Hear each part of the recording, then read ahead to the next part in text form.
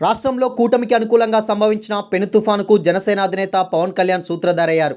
ఈ విజయం వెనుక చంద్రబాబు నాయుడు కంటే పవన్ కళ్యాణ్ కృషి, వ్యూహం, త్యాగం ఉన్నాయని పెద్ద ఎత్తున ప్రశంసలు వస్తున్నాయి. పవన్ కళ్యాణ్ ముందు చూపుతో 4 మెట్లు దిగి సీట్లు త్యాగం చేసి కుదిర్చిన పొత్తులు సూపర్ డూపర్ హిట్ అయ్యాయి. తెలుగుదేశం అధినేత నారా చంద్రబాబు నాయుడు రాజమండ్రి జైల్లో ఉన్నప్పుడు పరామర్శకు వెళ్లిన పవన్ కళ్యాణ్ రానున్న ఎన్నికల్లో కలిసి పోటీ చేస్తామని ప్రకటించి సంచలనం సృష్టించారు. దానికి కొనసాగింపుగా కేంద్రంలో అధికారంలో ఉన్న బీజేపీతో మంత్రాలు జరిపి 3 పార్టీల పొత్తుకు సంధానకర్తగా వ్యవహరించారు. పొత్తుకు కారణంగా బీజేపీకి సీట్లు ఇవ్వాల్సి రావడంతో జనసేన తన కోటా సీట్లను త్యాగం చేయాల్సి వచ్చింది.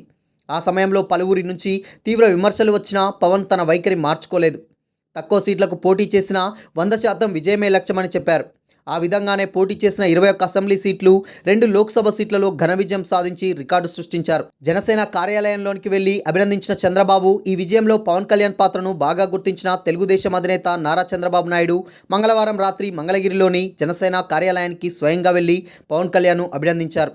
పరస్పరం ఇలాగే సహకరించుకుంటూ ముందుకు వెళ్దామని స్పష్టం చేశారు. ఎక్కడ తగ్గాలో తెలిసిన వాడే పవన్, తన తమ్ముడు పవన్ కళ్యాణ్కు ఎక్కడ తగ్గాలో తెలుసని, ఈ ఎన్నికల్లో పవనే గేమ్ చేంజర్ అని మెగాస్టార్ చిరంజీవి పేర్కొన్నారు. పవన్ చేసిన కృషికి ఈ ఎన్నికల్లో ఫలితాలు కనిపించాయని ఆయన పవన్ను అభినందించారు కూడా.